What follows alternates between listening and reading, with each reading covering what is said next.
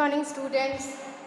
आज हम BSc second year के पेपर थर्ड के बारे में पढ़ेंगे, जिसमें हम इक्विसिटम जो जीनस है उसका अध्ययन करेंगे।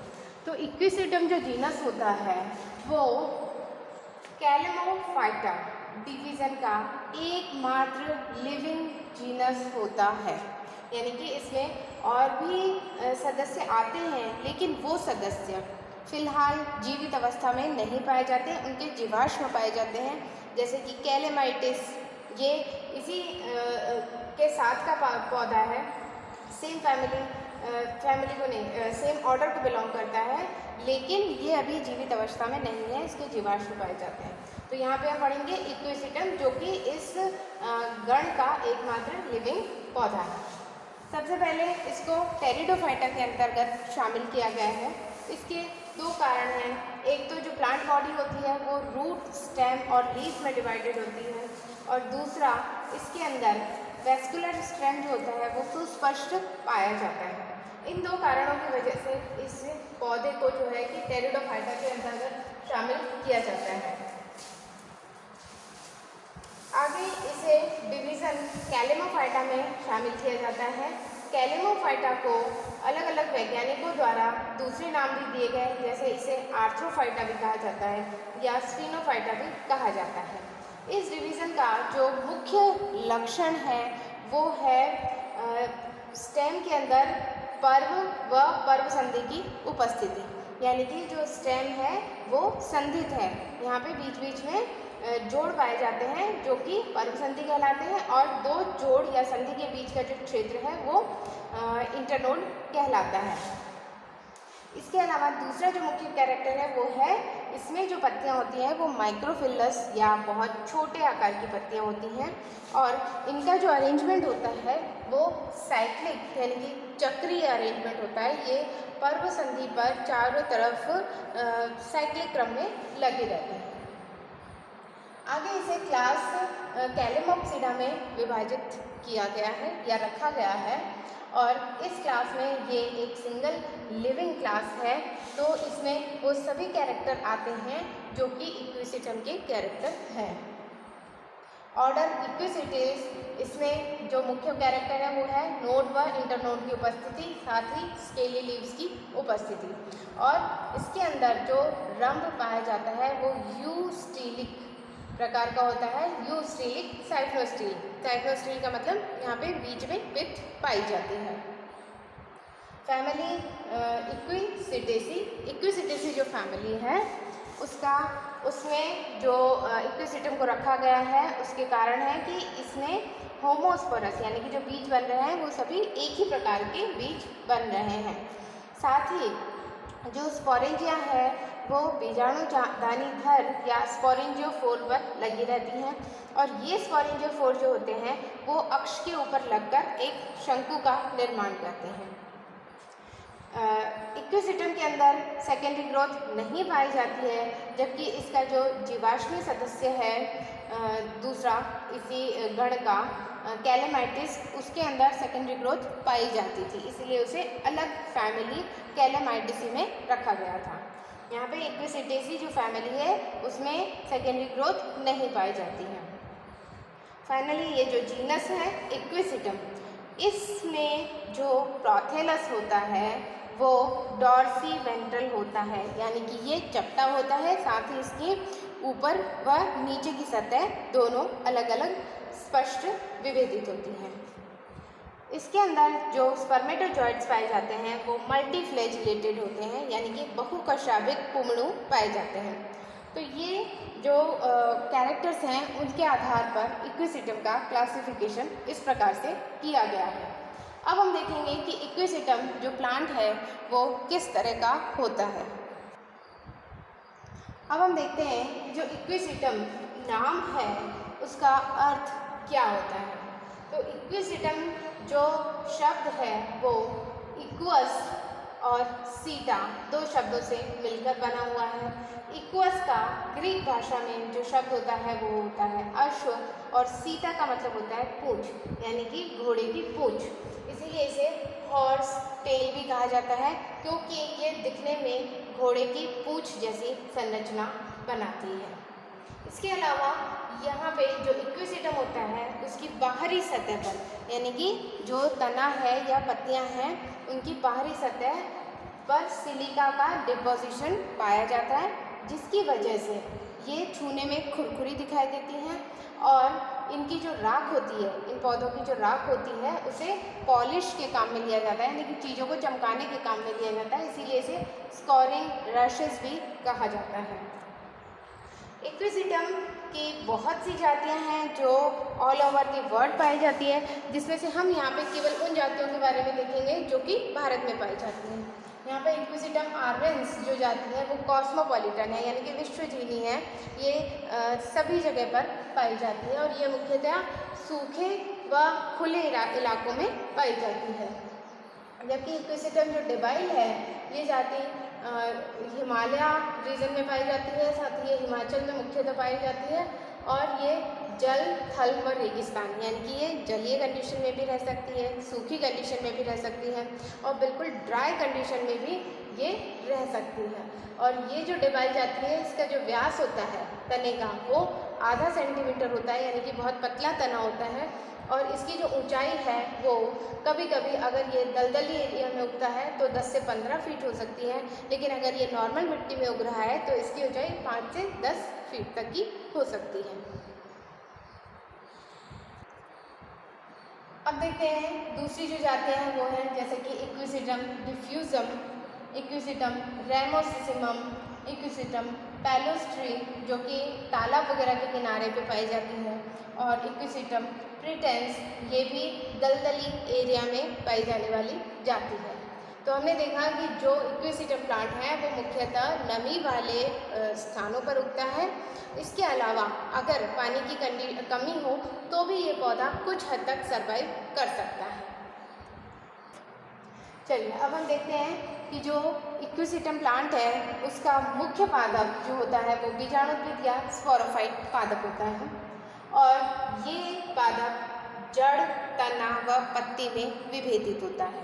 3 भाग हो गए, जड़, तना व पत्ती। तना जो है जिसे स्टेम कहा जाता है ये बहुवर्षीय या पेरिनियल होता है, साथ ही ये हर्बेशियस या शाकी प्रवृत्ति का होता है। इसमें किसी प्रकार की कोई सेकेंडरी ग्रोथ नहीं पाई जाती है। ये जो तना है ये 2 प्रकार का होता है, भूमिगत और वायवीय। जो भूमिगत तना होता है उसे प्रकंद या राइजोम कहा जाता है, जो कि जमीन से लगभग 3 मीटर की गहराई तक भी पाया जा सकता है। और वायवीय जो तना होता है उसे प्ररोग या स्टेम कहा जाता है और वायवीय तने के ऊपर स्केली लीव्स पाई जाती हैं, साथ ही जो कोन होते हैं वो लगते हैं और राइजोम जो होते हैं वहाँ से रूट्स डेवलप होती हैं। दोनों ही यानी कि राइजोम और स्टेम दोनों के ऊपर ही पर्व व पर्वसंधियाँ पाई जाती हैं। अब ये जो पर्व और पर्व संधियाँ हैं वो किस तरह की दिखती हैं, जैसे ये मैंने एक डायग्राम बना रखा है। ये अंडरग्राउंड पार्ट है जो कि राइजोम है और इसे ऊपर की तरफ एरियल या वायवीय तना है। दोनों के ऊपर ही पर्व और पर्व संधियाँ, यानी कि ये जो भाग है जो संधि है इसे पर्व संधि कहेंगे और 2 पर्व संधि के बीच का जो भाग है उसे पर्व कहेंगे। इसको जब हम बड़ा करके एनलार्ज करके देखेंगे तो इस तरह की संरचना दिखाई देती है। राइजोम और स्टेम दोनों ही बाहर से देखें तो इसमें उभार व खांचे दिखाई देती हैं। ये देखिए बाहर से देखने में तना इस तरह का होता है, यानी कि ये उभार है और ये खांच बनी हुई है। और जब हम इसको सीधे सीधे देखेंगे तो इसमें ये वाला जो पार्ट है, जो लाइन वाला पार्ट है वो इसकी खांच यानी कि इसके जो गहरे भाग को प्रदर्शित कर रहा है और जो प्लेन भाग है वो इसके उभार को प्रदर्शित कर रहा है। पर्व संधि जहाँ पर होती है वहाँ पर स्केली लीव्स पाई जाती हैं और ये स्केली लीव्स आपस में जुड़कर एक लीफ शीथ का निर्माण करती हैं। इसे लीफ शीथ कहा जाता है, यानी कि ये आपस में जुड़कर एक ट्यूब जैसी संरचना बनाकर इस भाग को ढक लेती हैं। इसको ढकने का जो उद्देश्य है वो ये है कि यहाँ पर जहाँ पर की संधि है वहाँ पर तने में इंटरकैलरी मेरिस्टेम पाया जाता है।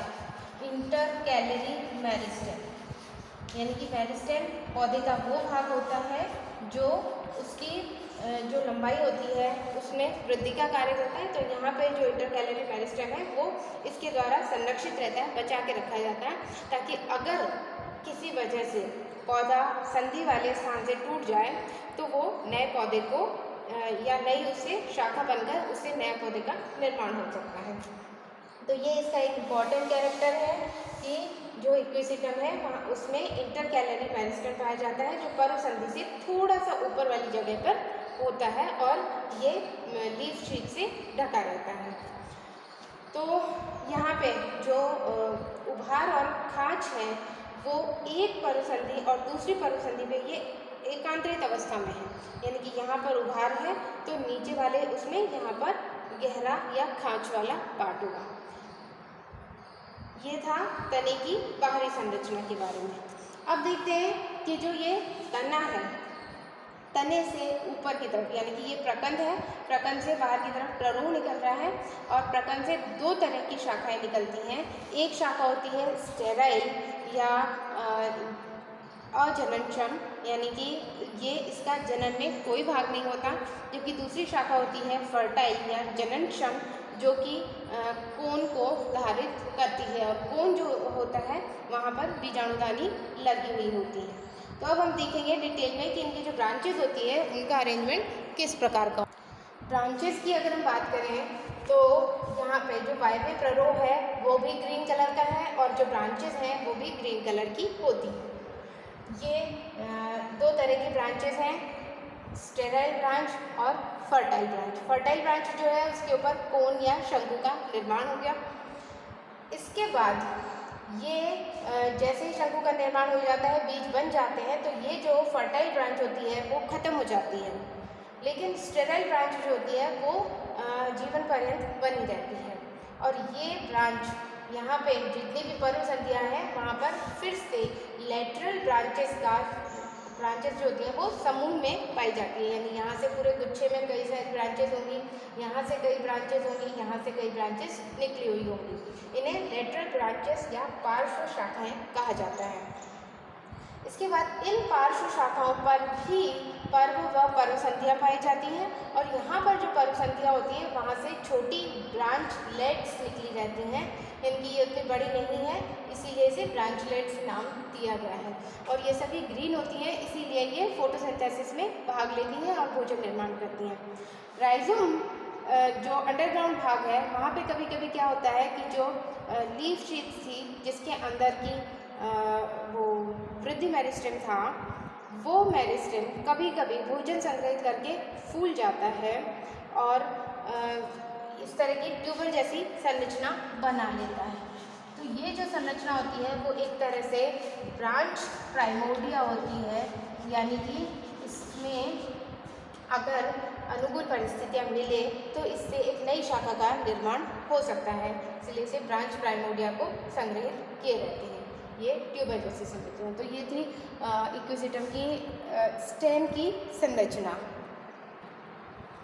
चलिए अब देखते हैं कि हमने ब्रांचेस के बारे में देखा, तो अब इक्विसिटम डेबाइल जो जाती है यहाँ पर तने से जितनी भी नहीं राइजोम से जितनी भी ब्रांचेस निकलती हैं वो सभी ब्रांचेस एक ही प्रकार की होती है, यानी कि वो सभी की सभी जो ब्रांचेस होती हैं वो कोन बनाती हैं या जनन में भी भाग लेती हैं। और जब कोन का काम पूरा हो जाता है या शंकु का जो निर्माण होता है वो पूरा हो जाता है और उससे बीज जो होते हैं वह पृथक हो जाते हैं, तो उसके बाद वो शाखाएं फिर से बंद शाखाओं में बदल जाती हैं।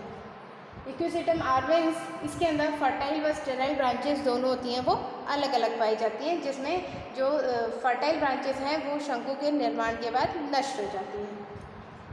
सेकेंड जो पार्ट होता है वो होता है लीव्स होता है। लीव्स हमने देखा माइक्रोफिलस यानी कि बहुत छोटी हैं, इलिग्युलेट हैं, साथ ही स्केली हैं और ब्राउन कलर की है, और इनकी जो संख्या होती है वो एक चक्र में 30 से 40 तक हो सकती है। इनमें क्योंकि क्लोरोफिल नहीं पाया जाता है इसीलिए इनका फोटोसिंथेसिस में कोई रोल नहीं होता है। नेक्स्ट जो पार्ट है वो है रूट। रूट जो होती है वो राइजोम के ब्रांच प्राइमोर्डिया से उत्पन्न होती हैं और ये ज़मीन के अंदर अंदर ही ग्रो करती हैं। पहली रूट जो बनती है इक्विसिटम की वो मुख्य रूट होती है, जबकि उसके बाद जितनी भी रूट्स बनती हैं वो सभी एडवेंटिशियस रूट्स होती हैं, क्योंकि वो राइजोम की पर्व संधि से उत्पन्न हो रही हैं, इसीलिए वो अपस्थानिक रूट्स कहलाती हैं। साथ ही इनका जो उद्गम होता है वो एंडोजीनस होता है, यानी कि ये अंदर पेरिसाइकिल से या जो ब्रांच प्राइमोर्डिया होता है उससे इनकी उत्पत्ति होती है। रूट के अंदर रूट हेयर व रूट कैप भी पाया जाता है, और ये दोनों ही ये जो रूट हेयर होते हैं वो पेरिसाइकिल से बनते हैं। तो यहाँ पे हमने देखा इक्विसिटम की जो बाह्य संरचना है वो किस तरह की होती है। ये देखिए बुक्स में जो इक्विसिटम का डायग्राम है वो इस तरह से बना हुआ है। इसमें ये अंडरग्राउंड राइजोम दिखाई दे रहे हैं। राइजोम पे कहीं कहीं ट्यूबर्स लगे हुए हैं। राइजोम की जो पर्व संधियाँ हैं वहाँ से रूट्स निकली हुई हैं, और ये जो रूट है वो राइजोम के चारों तरफ से निकलती हैं। ऐसा नहीं है कि केवल नीचे के भाग से निकलती हैं, ये ऊपर के भाग से भी निकलती हैं और नीचे की तरफ ग्रो करती हैं। ये इसकी फर्टाइल ब्रांचेज हैं और ये इसकी स्टेराइल ब्रांचेज हैं। स्टेराइल ब्रांचेज भी आगे जाकर ब्रांचलेट्स में विभाजित हो चुकी हैं। तो यहाँ पे हमने देखा कि जो इक्विसिटम होता है उसकी बाह्य आकारिकी किस प्रकार की होती है।